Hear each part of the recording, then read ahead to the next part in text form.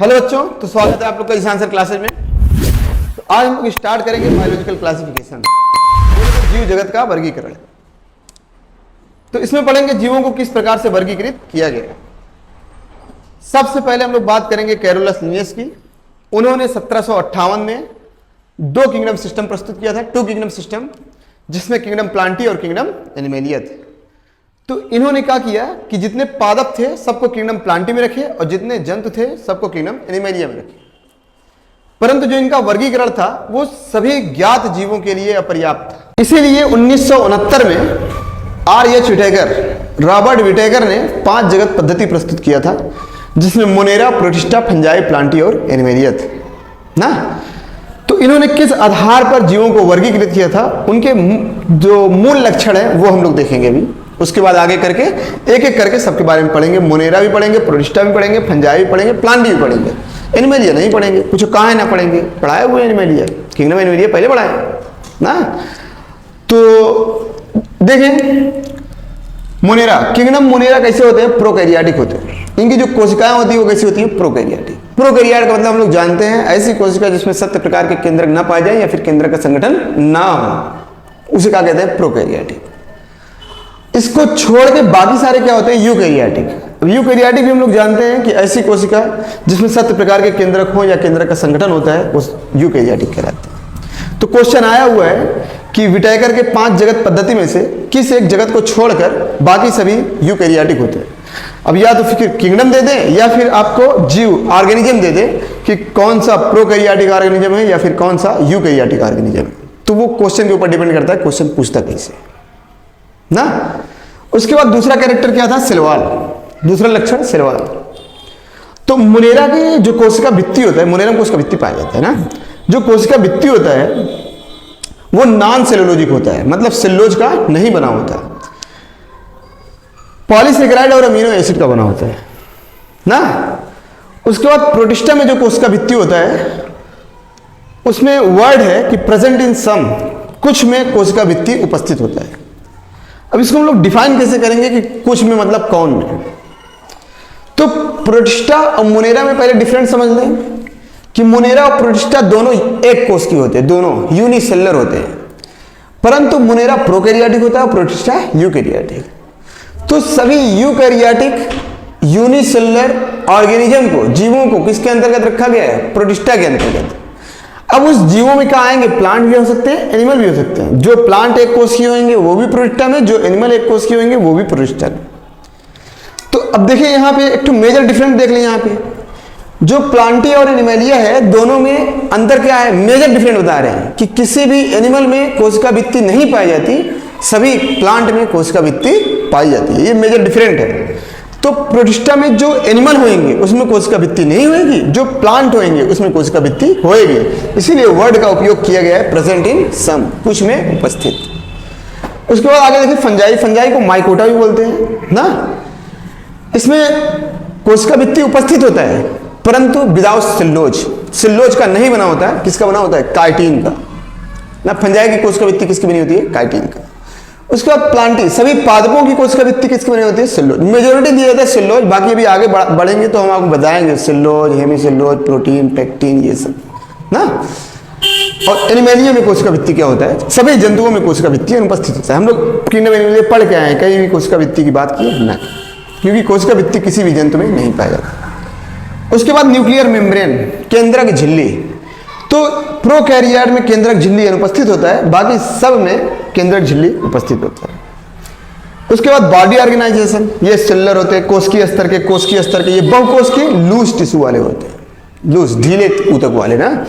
Plantae tissue organ और tissue organ system and body ना। हम लोग पढ़े हैं सेल, टिश्यू, ऑर्गन सिस्टम और बॉडी। तो ये दोनों कैसे होते हैं, सेलुलर। शारीरिक संगठन इनका होता है, कैसा होता है, कोशिकीय। इनका शारीरिक संगठन कैसा होता है, बहुकोशिकीय और लूज ऊतक के। इनका शारीरिक संगठन होता है टिश्यू और अंग के। इनका शारीरिक संगठन कैसा होता है, टिश्यू, अंग और अंग तंत्र। उसके बाद मोड ऑफ न्यूट्रिशन, पोषण की विधि। तो देखिए मोनेरा में जो पोषण होता है वो ऑटोट्रॉप और हेटेरोट्रॉप होता है। देखिए पोषण 3 प्रकार के होते हैं, ऑटोट्रॉप, हेटेरोट्रॉप और सिम्बियोटिक। सिम्बियोटिक बोले तो सहजीवी, तो अभी आएगा तो उसके बारे में बात करेंगे। मुख्य रूप से हम लोग ऑटोट्रॉप और हेटेरोट्रॉप के बारे में यहाँ पे पढ़ेंगे। तो जो मोनेरा होते हैं, मोनेरा में जो पोषण होता है वो कैसा होता है, ऑटोट्रॉप और हेटेरोट्रॉप। बोले तो स्वपोषी और परपोषी। आप लोग वर्ड लिख लीजिएगा, स्वपोषी दो प्रकार के होते हैं, प्रकाश संश्लेषी और रसायन संश्लेषी, और परपोषी भी दो प्रकार के होते हैं, मृतोपजीवी और परजीवी, सैप्रोफाइट एंड पैरासाइट ना। तो अब यहां पे देखिए हम वर्ड का यूज ना किए हैं कि ये फोटोसिंथेटिक की कीमोसिंथेटिक ऑटोट्रॉप या फिर मृतोपजीवी या परजीवी हेटेरोट्रॉप्स ना। तो इसका अर्थ ये हुआ कि सभी प्रकार के वो क्या बोलते हैं, स्वपोषी भी हो सकते हैं और सभी प्रकार के परपोषी भी हो सकते हैं ना। याद रखिएगा मेजोरिटी जो दिया जाता है, मेजोरिटी पोषण के लिए वो किसको दिया जाता है, हेटेरोट्रॉप्स को। मोनेरा में जो मेजोरिटी दिया जाता है पोषण के लिए वो किसको दिया जाता है, हेटेरोट्रॉप्स को ना। उसके बाद आया प्रोटिस्टा में। प्रोटिस्टा में ऑटोट्रॉप भी होते हैं। अब देखिए ऑटोट्रॉप में कीमोसिंथेटिक ना होंगे, जो भी होंगे फोटोसिंथेटिक, मतलब जो भी प्रोटिस्टा के जीव होंगे वो अपना भोजन स्वयं बनाएंगे, परंतु किस पर आधारित होंगे, किस पर निर्भर होंगे, प्रकाश संश्लेषण पर, रसायनों पर निर्भर नहीं होंगे। इसमें जो एनिमल होंगे प्रोटिस्टा में, उनमें पोषण किसके द्वारा होगा, हेटेरोट्रॉप्स द्वारा ना। उसके बाद फंजाई। फंजाई जो होते हैं वो स्वपोषी नहीं होते, वो कैसे होते हैं, परपोषी होते हैं ना। उसके बाद प्लांटी। प्लांटी सभी पादप कैसे होते हैं, ऑटोट्रॉप, फोटोसिंथेटिक, प्रकाश संश्लेषी। कुछ पादप हम आपको बताएंगे जो अपने पोषण के लिए अन्य पादपों पर या अन्य जीवों पर निर्भर होते हैं ना, वो आएगा तो आगे बताएंगे। एनिमेलिया कैसे होते हैं, हेटेरोट्रॉप्स ना। उसके बाद क्या, मोड ऑफ रिप्रोडक्शन, जनन की विधि। मोनेरा में कैसे होता है, कॉन्जुगेशन, बोले तो संयुग्मन, इसमें युग्मक संलयन तथा कॉन्जुगेशन आगे पढ़ाएंगे ना। और फंजाई और प्लांटी और एनिमेलिया में क्या होता है, फर्टिलाइजेशन होता है, बोले तो निषेचन ना। तो ये जान लें कि सभी जीवाणुओं को, सभी बैक्टीरिया को किसके अंतर्गत रखा गया है, मोनेरा के अंतर्गत ना। और सभी एक कोश के जीवों को प्रोटिस्टा के अंतर्गत रखा गया है। तो हम एक तो केस बोल रहे हैं, आप लोग लिखना है आप लोग को। तो कुछ कोशिका भित्ति युक्त क्लेमाइडोमोनास तथा क्लोरेला, जिन्हें पहले पादपों के अंतर्गत शैवाल में रखा गया था, अब इन्हें किंगडम प्रोटिस्टा के अंतर्गत रखा जाता है। और उसी प्रकार कोशिका भित्ति रहित अमीबा तथा पैरामीशियम, जिन्हें पहले किंगडम एनिमेलिया के अंतर्गत रखा जाता था, अब इन्हें किंगडम प्रोटिस्टा के अंतर्गत रखा जाता है ना। तो अब बारी बारी करके एक पढ़ेंगे, मोनेरा, प्रोटिस्टा, फंजाई, प्लांटी ना। तो सबसे पहले हम लोग पढ़ेंगे मोनेरा के बारे में। तो देखिए किंगडम मोनेरा, तो सभी जीवाणुओं को किंगडम मोनेरा के अंतर्गत रखा गया है ना। जितने भी बैक्टीरिया पाए जाते हैं सब किसके अंतर्गत आते हैं, मोनेरा के अंतर्गत। तो कहने का अर्थ ये हुआ कि इसमें हम लोग मुख्य रूप से किसके बारे में पढ़ेंगे, बैक्टीरिया के बारे में ना। तो जो बैक्टीरिया होते हैं वो वर्ल्ड वाइड एंड कॉस्मोपॉलिटन होते हैं, पूरे विश्व में पाए जाते हैं और हर जगह पाए जाते हैं, सर्वव्यापी, हर जगह पाए जाते हैं। ये कुछ ऐसे वास स्थानों जैसे गर्म जल के झरनों, मरुस्थल, बर्फ, समुद्र की गहराई तथा प्रतिकूल वास स्थानों जहां पे अन्य जीव बहुत मुश्किल से पाए जाते हैं, वहां भी पाए जाते हैं ना। इसीलिए तो कॉस्मोपॉलिटन ना, जहां अन्य जीव बहुत मुश्किल से पाए जाते हैं वहां भी पाए जाते हैं बैक्टीरिया। और जो बैक्टीरिया होते हैं वो भोजन के लिए अन्य जीवधारियों तथा मृत कार्बनिक पदार्थों पर निर्भर होते हैं। हम अभी चार्ट जो बनाए थे वहां पे हम आपको बताए थे बैक्टीरिया में ऑटोट्रॉप और हेटेरोट्रॉप दोनों होते हैं, परंतु मेजोरिटी किसको दिया जाता है, हेटेरोट्रॉप्स ना। तो बैक्टीरिया के बारे में पढ़ना है। तो सबसे पहले क्या कि जो बैक्टीरिया होते हैं वो आकार के आधार पे चार प्रकार के होते हैं ना, कोकाई, बैसिलस, वाइब्रियो और स्पाइरिलम ना। कोकाई बोले तो कोकस, बोले तो स्फेरिकल, गोलाकार, और बैसिलस बोले तो रॉड शेप, कोकाई बोले तो वाइब्रियो बोले तो कामा शेप, और स्पाइरिलम बोले तो स्पाइरल शेप, सब शेप बनाए हुए हैं ना। तो सबसे पहले इसमें हम लोग बात करेंगे आर्की बैक्टीरिया की ना। सबसे प्राचीन काल की बैक्टीरिया, सबसे पुराना बैक्टीरिया ना, ओल्डेस्ट लिविंग फॉसिल, सबसे पुराना जीवित जीवाश्म है, जीवित जीवाश्म। कहने का अर्थ हमारा यह है कि जब पृथ्वी का निर्माण हुआ था तो सबसे पहले बनने वाला जो जीव था वो कौन था, आर्की बैक्टीरिया ना। एवोल्यूशन में भी पढ़ेंगे आप लोग, एवोल्यूशन में भी आर्की बैक्टीरिया क्या होते हैं, ऑब्लिगेटेड एनारोबिक। इससे यह सिद्ध होता है कि जब पृथ्वी बना था ना उस वक्त पृथ्वी पर मुक्त ऑक्सीजन नहीं थे ना, मुक्त ऑक्सीजन नहीं थे। तो ये क्या, अविकल्पीय अनाक्सी ना, इनमें ऑक्सीजन नहीं होता ना। तो इनके जो सेल मेम्ब्रेन होते हैं, कोशिका झिल्ली, उसमें जो लिपिड पाए जाते हैं वो कैसे चैन वाले होते हैं? शाखित श्रृंखला वाले होते हैं। जबकि अभी हम लोग वर्ड पढ़ेंगे यू बैक्टीरिया। एनसीईआरटी की लाइन है, एनसीईआरटी की लाइन कि जो आर्की बैक्टीरिया में के सेल मेम्ब्रेन में जो लिपिड पाया जाता है वो शाखित श्रृंखला वाला होता है, जबकि यू बैक्टीरिया में पाया जाने वाला जो लिपिड अणु होता है वो स्ट्रेट श्रृंखला, सीधी श्रृंखला वाला होता है ना। वो एक ही जगह पे वर्ड लिख दिए होंगे, हम लोग इसको अलग अलग पढ़ेंगे। आर्की बैक्टीरिया वाले को आर्की बैक्टीरिया में, यू बैक्टीरिया वाले को यू बैक्टीरिया में। तो बताएं इसके सेल मेम्ब्रेन में जो लिपिड के अणु पाए जाते हैं वो कैसे होते हैं? शाखित श्रृंखला वाले होते हैं ना, याद रखिएगा। ओल्डेस्ट लिविंग फॉसिल, सबसे पुराना जीवित जीवाश्म है। तो इसके अंतर्गत हैलोफाइल्स, थर्मोएसिडोफिल और मेथेनोजन बैक्टीरिया आते हैं। हैलोफाइल्स ऐसे बैक्टीरिया होते हैं जो अत्यधिक लवणीय क्षेत्र में पाए जाते हैं, अत्यधिक साल्टी एरिया में ना। थर्मोएसिडोफिल ऐसे बैक्टीरिया है जो हॉट स्प्रिंग, गर्म जल के झरनों में पाए जाते हैं, जहां पे तापमान 80 डिग्री से ऊपर भी हो और पीएच मान कितना? 2। थर्मोएसिडोफिल की एक और केस है कि ये सल्फर को किसमें ऑक्सीकृत कर देता है? सल्फ्यूरिक अम्ल ना, सल्फर को सल्फ्यूरिक अम्ल में ऑक्सीकृत कर देता है थर्मोएसिडोफिल बैक्टीरिया। उसके बाद लास्ट है मेथेनोजन बैक्टीरिया। बताएं मेथेनोजन बैक्टीरिया से मेथेनोबैक्टीरियम, मेथेनोकोकस ऐसे करके बैक्टीरिया होते हैं ना मेथेनोजन के अंतर्गत। मेथेनोजन में एक वर्ड है जिसको बोलते हैं मेथेन। कहने का अर्थ क्या है कि जो मेथेनोजन बैक्टीरिया वो किसका उत्पादन करता है? मेथेन का उत्पादन करता है। अब कैसे करता है? ये दलदली स्थानों में, मर्सी एरिया, कच्छ क्षेत्र में पाया जाता है। दलदली स्थानों में कार्बन डाइऑक्साइड को मेथेन में कन्वर्ट करता है तथा रूमिनेट पशुओं जैसे काऊ एंड बफेलो के आंत में पाया जाता है ना, और इनके गोबर में जो सेल्यूलोज पाए जाते हैं उनका किण्वन करके उनको किस में कन्वर्ट कर देता है? मेथेन में ना।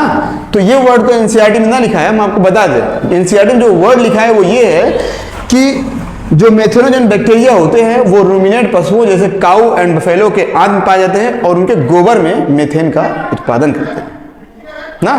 तो ये आर्की बैक्टीरिया के 3 केस याद रखिएगा। आर्की बैक्टीरिया के अंतर्गत हैलोफाइल्स, थर्मोएसिडोफिल, मेथेनोजन बैक्टीरिया आते हैं ना।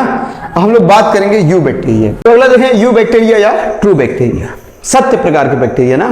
तो इनकी पहचान एक कठोर कोशिका भित्ति का पाया जाना तथा एक फ्लैजिला का पाया जाना। एक कठोर कोशिका भित्ति तथा एक फ्लैजिला का पाया जाना ना। इनमें इनके सेल मेम्ब्रेन में जो लिपिड मॉलिक्यूल पाए जाते हैं वो स्ट्रेट चैन वाले होते हैं। स्ट्रेट चैन बोले तो सीधी श्रृंखला वाले। अभी हम लोग आर्की बैक्टीरिया में पढ़े हैं कि उनके सेल मेम्ब्रेन में जो लिपिड मॉलिक्यूल पाए जाते हैं वो ब्रांच चैन वाले होते हैं। ब्रांच बोले तो शाखित श्रृंखला वाले ना, याद रखिएगा, इंपॉर्टेंट केस। उसके बाद हम लोग बात करेंगे साइनोबैक्टीरिया की। तो cyanobacteria include in you bacteria. Cyanobacteria को ब्लू ग्रीन एल्गी, साइनोफाइसी या मिक्सोफाइसी भी कहते हैं ना। तो इसमें हरे पादपों की तरह क्लोरोफिल ए पाया जाता है, अर्थात ये प्रकाश संश्लेषी स्वपोषी होते हैं। प्रकाश संश्लेषी स्वपोषी होते हैं। अच्छा, आपको ये बता दें कि जो साइनोबैक्टीरिया है ये प्रथम ऐसा पादप है जो ऑक्सीजन मुक्त करता था। इसके पहले जितने भी थे, जैसे आर्की बैक्टीरिया है वो ऑक्सीजन मुक्त नहीं, वो यार ऑब्लिगेटेड एनारोबिक था ना। उसके बाद देखें जो साइनोबैक्टीरिया होते हैं वो यूनिसेलुलर होते हैं, कॉलोनियल होते हैं, फिलामेंटस होते हैं। देखिए वहां पे लिखे हैं blue green algae, unicellular, colonial और फिलामेंटस। यूनिसेलुलर स्पाइरुलिना, अभी हम आपको बताएंगे, ये जंतुओं का चारा। उसके बाद क्या? कॉलोनियल, एनाबिना और माइक्रोसिस्ट। फिलामेंटस ऑसिलेटोरिया ना, ये फ्रेश वाटर, मैरीन और टेरेस्ट्रियल एल्गी होती है। फ्रेश वाटर, मैरीन और टेरेस्ट्रियल एल्गी ना। कुछ बैक्टीरिया जैसे नास्टाक, एनाबिना तथा आलोसिरा ना वायुमंडलीय नाइट्रोजन को हेटेरोसिस्ट नामक विशिष्ट कोशिका द्वारा स्थिर कर सकते हैं। हेटेरोसिस्ट नामक विशिष्ट कोशिका द्वारा स्थिर कर सकते हैं। क्यों स्थिर करते हैं? ये ना, जैसे जो आलोसिरा है ये मुख्य रूप से चावल की खेती में पाया जाता है ना। ये उनके उपज क्षमता को क्या करता है? बढ़ाता है ना। तो एक बार और, कुछ बैक्टीरिया जैसे नास्टाक, एनाबिना तथा आलोसिरा वायुमंडलीय नाइट्रोजन को हेटेरोसिस्ट नामक विशिष्ट कोशिका द्वारा स्थिर कर सकते हैं तथा कुछ रसायन संश्लेषी स्वपोषी बैक्टीरिया जैसे नाइट्रेट, नाइट्राइट तथा अमोनिया विभिन्न प्रकार के अकार्बनिक पदार्थों को ऑक्सीकृत करके उनसे मुक्त ऊर्जा का उपयोग एटीपी के उत्पादन में करते हैं, जो नाइट्रोजन, फास्फोरस, आयरन तथा सल्फर के रिसाइक्लिंग मतलब पुनर्चक्रण में महत्वपूर्ण भूमिका निभाता है ना। याद रखिएगा, बहुत इंपॉर्टेंट वर्ड है, एग्जाम में आया हुआ है। अभी आप आगे पढ़ेंगे, हम लोग जो प्लांट फिजियोलॉजी पढ़ेंगे तो प्लांट फिजियोलॉजी में नाइट्रेट, नाइट्राइट और अमोनिया के बारे में पढ़ेंगे, किस प्रकार से अमोनिया नाइट्राइट में और नाइट्राइट नाइट्रेट में कन्वर्ट होता है ना, जिससे जो वो होता है मृदा होती है वो उपजाऊ होती है ना। आगे पढ़ेंगे बहुत विस्तार में, ये सब क्वेश्चन बनते हैं यहाँ से, याद रखिएगा, आएगा आगे। उसके बाद क्या, माइकोप्लाज्मा। तो जो माइकोप्लाज्मा होते हैं वो बैक्टीरिया के जीनस होते हैं जिन्हें प्लूरोप्निमोनिया लाइक ऑर्गेनिज्म भी कहा जाता है, पीपीएम, प्लूरोप्निमोनिया लाइक ऑर्गेनिज्म। इसमें जो सेलवाल होता है वो एब्सेंट होता है। ये स्मॉलेस्ट लिविंग सेल, सबसे छोटी जीवित कोशिकाएं होती हैं, 0.3 माइक्रोमीटर। आप लोग सेल स्ट्रक्चर ऑफ फंक्शन पढ़ेंगे ना तो वहां पे देखेंगे। कैन सर्वाइव विदाउट ऑक्सीजन, जो बगैर ऑक्सीजन के भी रह सकते हैं ना। उसके बाद क्या, जो माइकोप्लाज्मा होते हैं वो पादप और जंतुओं के लिए रोगकारी, पैथोजन, पादप और जंतुओं के लिए क्या होते हैं, रोगकारी ना। उसके बाद एक दो वर्ड है कि ल्यूवेनहॉक, जिन्होंने बैक्टीरिया को एनिमल कहा था, जिसके बारे में इन्होंने अपनी पुस्तक द सीक्रेट ऑफ नेचर में प्रकाशित किया था। उसके बाद एक वैज्ञानिक थे एफ.जे. कोहेन तथा एरेनबर्ग, इन्होंने बैक्टीरिया नाम दिया था। तो अब हम लोग पढ़ेंगे बैक्टीरिया में न्यूट्रिशन कैसे होता है, बैक्टीरिया में रेस्पिरेशन और बैक्टीरिया में रिप्रोडक्शन ना। तो देखिए अगला है न्यूट्रिशन इन बैक्टीरिया, जीवाणुओं में पोषण। तो जो जीवाणुओं में पोषण होता है वो ऑटोट्रॉफ्स तथा हेटेरोट्रॉफ्स प्रकार का होता है, परंतु अधिकांश जो जीवाणु होते हैं उसमें पोषण हेटेरोट्रॉफ्स प्रकार का होता है। कुछ जीवाणु ऐसे होते हैं जिसमें पोषण ऑटोट्रॉफ्स प्रकार का होता है। हम आपको अभी बताए हैं कि मेजॉरिटी बैक्टीरिया में न्यूट्रिशन के लिए किसको दिया जाता है, हेटेरोट्रॉफ्स ना। तो सबसे पहले हम लोग ऑटोट्रॉफ्स के बारे में पढ़ेंगे। तो ऑटोट्रॉफ्स बोले तो स्वपोषी बैक्टीरिया ऐसे बैक्टीरिया होते हैं जो अपने भोजन के लिए प्रकाशिक ऊर्जा और रासायनिक ऊर्जा का उपयोग करते हैं ना। तो अगर प्रकाशिक ऊर्जा का उपयोग करके भोजन का निर्माण करते हैं तो उन्हें प्रकाश संश्लेषी स्वपोषी बैक्टीरिया कहते हैं। अगर रासायनिक ऊर्जा का उपयोग करके भोजन का निर्माण करते हैं तो उन्हें रसायन संश्लेषी स्वपोषी बैक्टीरिया, कीमोसिंथेटिक ऑटोट्रॉफ कहते हैं ना। तो हाइड्रोजन डोनर के आधार पर जो फोटोसिंथेटिक ऑटोट्रॉफ बैक्टीरिया होते हैं वो दो प्रकार के होते हैं, प्रकाश अकार्बनिक पोषी और प्रकाश कार्बनिक पोषी, फोटोलिथोट्रॉफ, फोटो ऑर्गेनोट्रॉफ ना। तो इसमें जो हाइड्रोजन डोनर होता है वो कोई अकार्बनिक पदार्थ जैसे हाइड्रोजन सल्फाइड या थायोसल्फेट होता है ना। अब हाइड्रोजन सल्फाइड और थायोसल्फेट क्या है, अकार्बनिक पदार्थ हैं। तो जिसमें हाइड्रोजन डोनर कोई अकार्बनिक पदार्थ जैसे हाइड्रोजन सल्फाइड या थायोसल्फेट होते हैं वो क्या कहलाते हैं, फोटोलिथोट्रॉफ ना। एग्जाम्पल इनका green sulphur bacteria, purple sulphur bacteria. Green sulphur bacteria example chromatium और पर्पल सल्फर बैक्टीरिया के एग्जाम्पल क्लोरोबियम और थायोथ्रिक्स ना। कहने का ये जो बैक्टीरिया होते हैं वो सल्फर युक्त होते हैं, सल्फर युक्त बैक्टीरिया ना।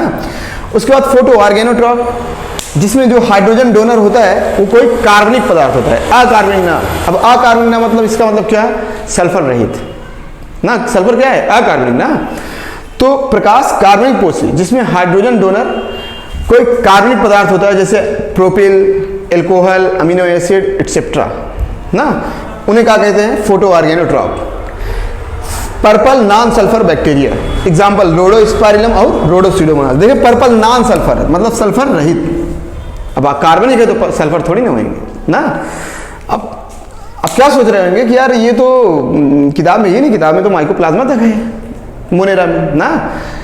आपको बता दें कि जो अभी प्लांट फिजियोलॉजी आप लोग पढ़ेंगे 11th एनसीईआरटी में ना, 12th के एनसीईआरटी में माइक्रोब्स इन ह्यूमन वेलफेयर ना, human health and disease, ecology, इन सब जगह पे हर चीज़ें आएंगे, सब एक्को बैक्टीरिया छूटेंगे, सब आएंगे ना। तो ये भ्रम ना पालें कि यार ये तो सिलेबस खत्म हो गया, कहाँ बता रहे हैं ना, सब है, एनसीईआरटी की लाइन है ना, बाहर ना है। उसके बाद क्या, कीमोसिंथेटिक ऑटोट्रॉफ, रसायन संश्लेषी स्वपोषी बैक्टीरिया।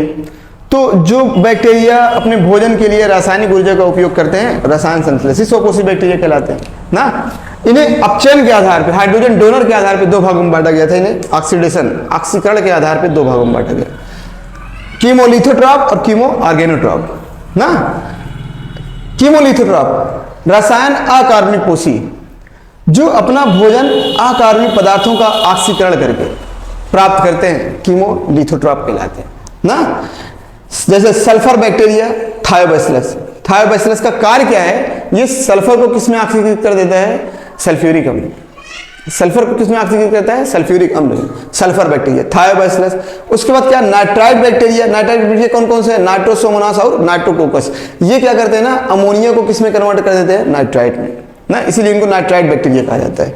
उसके बाद क्या, नाइट्रेट बैक्टीरिया कौन होता है? नाइट्रोबैक्टर। नाइट्रोबैक्टर का कार्य क्या है? ये नाइट्राइट को किसमें कन्वर्ट कर देता है? नाइट्रेट में ना, ऑक्सीकृत कर देता है।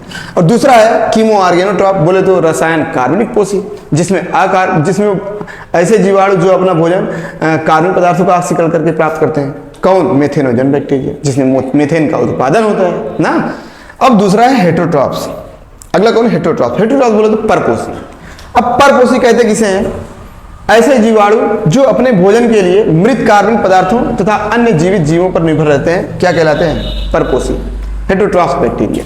हेटेरोट्रॉप्स बैक्टीरिया ना दो प्रकार के होते हैं, सैप्रोफाइट और पैरासाइट। सैप्रोफाइट बोले तो मृतोपजीवी, पैरासाइट बोले तो परजीवी। नमो इस क्लियर है, जो अपना भोजन मृत कार्बनिक पदार्थ से प्राप्त करे और जो अपना भोजन जीवित जीवों से प्राप्त करे ना, परजीवी के रूप में। तो ये सैप्रोफाइट मृतोपजीवी बैक्टीरिया कितने प्रकार के होते हैं? दो प्रकार के। ऑब्लिगेटेड मृतोपजीवी मतलब अविकल्पीय मृतोपजीवी।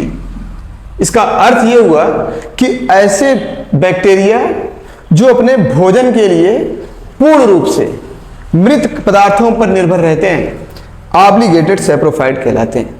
कहने का अर्थ मृत कार्बनिक पदार्थों के अलावा इनके पास कोई अन्य विकल्प ना हो भोजन के लिए ना। एग्जाम्पल बैसिलस वर्गेरिस और क्लास्ट्रीडियम बाटुलिनम। सब इंपॉर्टेंट है, याद रखिएगा, ये दिमाग में रखना मत कि एग्जाम में आएगा नहीं भाई। ये पैरासिम्पैथेटिक नर्वस सिस्टम और क्या बोलते हैं सिंपैथेटिक नर्वस सिस्टम और क्या बोलते हैं वॉलंटरी और इनवॉलंटरी मसल्स को बैन कर देते हैं, मनुष्य की मृत्यु हो जाती है। फूड पॉइजनिंग जो होता है ना, इसी से होता है। अभी आगे आएगा, सब बताएंगे ना, किसके द्वारा कौन सा रोग होता है, किसके द्वारा क्या होता है, ह्यूमन हेल्थ एंड डिजीज में ना। उसके बाद क्या, फैकल्टेटिव पैरासाइट। फैकल्टेटिव पैरासाइट बोले तो विकल्पीय परजीवी। अब विकल्पीय परजीवी से क्या अर्थ है? स्टेफाइलोकोकस है, सिडोमोनास है ना। अब ये दोनों बैक्टीरिया क्या है ना, सामान्यतः मृतोपजीवी होते हैं। मृतोपजीवी के प्रकार है ना, सामान्यतः मृतोपजीवी होते हैं। परंतु अगर मृत कार्बनिक पदार्थ नहीं है तो ऐसा नहीं है कि मृतोपजीवी रहेंगे, तब ये जीवित जीवों से अपना भोजन प्राप्त कर सकते हैं। कहने का अर्थ समझते हैं? इनके पास ये कैसे है ना, शेर टाइप के। शेर टाइप मतलब क्या? शेर घास नहीं खाता, शेर केवल मांस खाता है। और ये कैसे है मालूम है? ये अगर इनको मांस मिल गया तो प्रियोरिटी देंगे मांस को। जैसे कोई बंदा है सब शाकाहारी है तो उसको पनीर दे दिया जाए, पालकी दे दी जाए, उसका फेवरेट है पनीर, वो पनीर ही खा रहा है। परंतु अगर पनीर नहीं है तब वो ऐसा नहीं वो सुसाइड कर लेगा, नहीं मर जाएंगे ना, वो पालकी भी खा लेगा। परंतु शेर का अगर मांस नहीं खाएगा तो घास नहीं खाएगा ना। शेर घास खाता है? नहीं खाता ना। बस वैसे ही तो जो ऑब्लिगेटेड सैप्रोफाइट होते हैं वो पूर्ण रूप से मृतोपजीवी होते हैं। जो फैकल्टेटिव पैरासाइट का मतलब क्या? ये भी सैप्रोफाइट के भाग है। ये पैरासाइट वर्ड का उपयोग क्यों हुआ? क्योंकि ये दोनों बैक्टीरिया जो होते हैं वो सामान्यतः मृतोपजीवी होते हैं, परंतु मृत पदार्थों की अनुपस्थिति में किसकी तरह भोजन प्राप्त करते हैं? परजीवियों की तरह ना। अब अगला है पैरासाइट, जो जीवित जीवों पर अपने भोजन के लिए निर्भर होते हैं, उनको क्या कहा जाता है? पैरासाइट। पैरासाइट दो प्रकार के, ऑब्लिगेटेड पैरासाइट और फैकल्टेटिव सैप्रोफाइट। ऑब्लिगेटेड पैरासाइट का अर्थ क्या? अविकल्पीय परजीवी। इनके पास भोजन के लिए परजीवी के अलावा कोई अन्य विकल्प नहीं होता। एग्जाम्पल क्या? Mycobacterium lamprey. दूसरा है फैकल्टेटिव सैप्रोफाइट। इसका अर्थ क्या हुआ कि जो माइकोबैक्टीरियम ट्यूबरकुलोसिस होता है वो सामान्यतः परजीवी होते हैं, परंतु परजीवियों की अनुपस्थिति में ये किसकी तरह भोजन प्राप्त करते हैं? मृतोपजीवियों की तरह ना। अब उसके बाद अगला हम लोग देखेंगे जीवाणुओं में रिस्पायरेशन और रिप्रोडक्शन। तो देखें अगला, देखें रिस्पायरेशन इन बैक्टीरिया, जीवाणुओं में श्वसन। तो जीवाणुओं में जो श्वसन होता है वो दो प्रकार के होते हैं, एरोबिक एंड एनारोबिक। एरोबिक को ऑक्सी या वायवी भी बोलते हैं और एनारोबिक को अनाक्सी या अवायवी। तो वायवी से क्या अर्थ है? ऐसे जीवाणु जिनमें श्वसन के लिए ऑक्सीजन की आवश्यकता होती है एरोबिक, और जिसमें श्वसन के लिए ऑक्सीजन की आवश्यकता नहीं होती वो एनारोबिक। तो एरोबिक बैक्टीरिया को दो भागों में बांटा गया है, ऑब्लिगेटेड एरोबिक। ऑब्लिगेटेड एरोबिक से क्या अर्थ है? इसको बोलते हैं अविकल्पीय ऑक्सी या अविकल्पीय वायवी ना। ऐसे जीवाणु जो पूर्ण रूप से वायवी होते हैं, पूर्णतः वायवी होते हैं ना। कहने का अर्थ वो ऑक्सीजन के बगैर नहीं रह सकते, ऑक्सीजन की अनुपस्थिति में क्या होंगे? मर जाएंगे। क्या कहलाएंगे? Obligated aerobic. एग्जाम्पल इसका एजिटोबैक्टर और एजोस्पाइरिलम। इन्हें फ्री लिविंग बैक्टीरिया भी कहते हैं, आगे हम लोग पढ़ेंगे। उसके बाद फैकल्टेटिव एनारोबिक। फैकल्टेटिव एनारोबिक बोले तो विकल्पीय अनाक्सी। ये सामान्यतः ये ऐसे बैक्टीरिया होते हैं, देखिए पार्ट किसके हैं, एरोबिक के ना, ये सामान्यतः एरोबिक होते हैं, ऑक्सी होते हैं, परंतु ऐसा नहीं है कि ऑक्सीजन अनुपस्थित होगा तो ये मर जाएंगे। अगर ये ऑक्सीजन अनुपस्थित होगा तो ये किसकी तरह एसोसिएशन करेंगे, एनएरोबिक की तरह। एग्जाम्पल है एसिटोबैक्टर एसटी और क्लास्ट्रीडियम टिटानी। उसके बाद बात करेंगे एनरोबिक की, तो एनरोबिक बैक्टीरिया भी दो प्रकार के, ऑब्लिगेटेड एनरोबिक और फैकल्टेटिव एरोबिक। तो ऑब्लिगेटेड एनरोबिक बोले तो अविकल्पीय अनाक्सी, ये पूर्णतः कैसे होते हैं, अवायवीय होते हैं। इनमें क्या बोलते हैं, ऑक्सी श्वसन, वायवीय लक्षण अनुपस्थित होता है ना। फैकल्टेटिव एरोबिक से क्या अर्थ है, विकल्पीय ऑक्सी, विकल्पीय वायवीय, कहने का अर्थ क्या कि जो डेयरी प्रोडक्ट में यूज होने वाले बैक्टीरिया हैं वो फैकल्टेटिव एरोबिक होते हैं। फैकल्टेटिव एरोबिक से अर्थ ये है कि सामान्यतः वो अनाक्सी होंगे, अवायवीय होंगे, परंतु उनमें वायवीय क्षमता भी पाई जाती है। एसिटोबैक्टर एसटी को छोड़कर सभी डेयरी प्रोडक्ट में यूज होने वाले बैक्टीरिया, जैसे एग्जांपल हम लोग लिख सकते हैं लैक्टोबैसिलस लैक्टिस ना। उसके बाद हम लोग बात करेंगे, अच्छा लैक्टोबैसिलस लैक्टिस क्या है, दूध को दही में कन्वर्ट करता है। और दूध से दही में कन्वर्ट से याद आया कि हमारे एलिमेंट्री कैनाल में ई कोलाई बैक्टीरिया पाया जाता है जो विटामिन ई तथा के का निर्माण करता है ना, याद रखिएगा। उसके बाद रिप्रोडक्शन इन बैक्टीरिया, जीवाणुओं में जनन। तो जीवाणुओं में जो जनन होता है वो दो प्रकार से होता है, एसेक्सुअल रिप्रोडक्शन और जेनेटिक रिकॉम्बिनेशन। एसेक्सुअल रिप्रोडक्शन बोले तो male and female gamete are not fused ना, जिसमें नर तथा मादा युग्मों का संलयन नहीं होता। तो उसमें हम लोग मुख्य रूप से किसको देखेंगे, बाइनरी फिशन, द्विविखंडन। ये जीवाणुओं में जनन की सबसे सामान्य विधि है, जो किसके द्वारा होता है, एमाइटोसिस के द्वारा। अच्छा, एमाइटोसिस से याद आया कि किसी भी प्रोकैरियोट में मियोसिस और माइटोसिस नहीं होती है ना, इसके बारे में हम लोग विस्तार में अध्ययन करेंगे सेल डिवीजन में ना। तो इसमें सबसे पहले क्या होता है कि बैक्टीरियल सेल का डीएनए में रिप्लिकेशन होता है। बैक्टीरियल सेल बोले तो जीवाणु कोशिका का डीएनए में रिप्लिकेशन होता है, जिससे दो कोशिकाओं में बढ़ जाते हैं। जैसे एग्जांपल हम एक लेके बताते हैं, जैसे मान लीजिए बैक्टीरियल सेल ना, अब इसमें रिप्लिकेशन हुआ, डीएनए का रिप्लिकेशन हुआ, तो ये कितनी कोशिकाओं में बढ़ जाएंगे, दो कोशिकाओं। अनुकूल परिस्थितियों के आने पर इन दोनों कोशिकाओं के मध्य में एक पट का निर्माण हो जाता है तथा प्रत्येक कोशिका में वृत्ताकार डीएनए चले जाते हैं ना, जो बाद में क्या हो जाते हैं, नई कोशिकाओं के रूप में कन्वर्ट हो जाते हैं। ये बाइनरी फिशन, नई कोशिकाओं के रूप में कन्वर्ट हो जाते हैं ना। और प्रत्येक अनुकूल परिस्थितियों में प्रत्येक बैक्टीरियल सेल 20 मिनट में विभाजित होता है ना। उसके बाद तुम लोग बात करेंगे जेनेटिक रिकॉम्बिनेशन, बोले तो आनुवंशिक पुनर्योजन। इसमें जीन एक जीवाणु से दूसरे जीवाणु में क्या होता है, स्थानांतरित होता है ना। तो इसमें दो केस हम लोग जानेंगे, ट्रांसफॉर्मेशन बोले तो स्थानांतरण, और एक ठो कॉन्जुगेशन। याद रखिएगा कि बैक्टीरिया में ट्रू सेक्सुअल रिप्रोडक्शन नहीं पाया जाता, इसमें युग्मकों का निर्माण भी नहीं होता ना। तो ट्रांसफॉर्मेशन की खोज किसने किया था, ग्रिफिथ ने, बहुत फेमस है वैज्ञानिक ग्रिफिथ। कौन से बैक्टीरिया किए थे, स्ट्रेप्टोकोकस या diplococcus bacteria, diplococcus pneumonia, diplococcus pneumonia या स्ट्रेप्टोकोकस निमोनिया में ना। एक्सपेरिमेंट के लिए इन्होंने किसका उपयोग किया था, रेट का, चूहे का। ये 12th के एनसीईआरटी में मॉलिक्यूलर बेस ऑफ इनहेरिटेंस में डिटेल में दिया गया, ग्रिफिथ एक्सपेरिमेंट, तो वहां पे हम लोग पढ़ेंगे ना। कॉन्जुगेशन, कॉन्जुगेशन बोले तो संयुग्मन। संयुग्मन ने को किसने दिया था, बीडल एंड टैटन ने। किसने दिया था, E coli, E coli bacteria ना। तो यहां पे बैक्टीरिया समाप्त होता है, मोनेरा समाप्त होता है ना। अगला हम लोग पढ़ेंगे प्रोटिस्टा अगले लेक्चर में। तो चैनल को शेयर करें, सब्सक्राइब करें।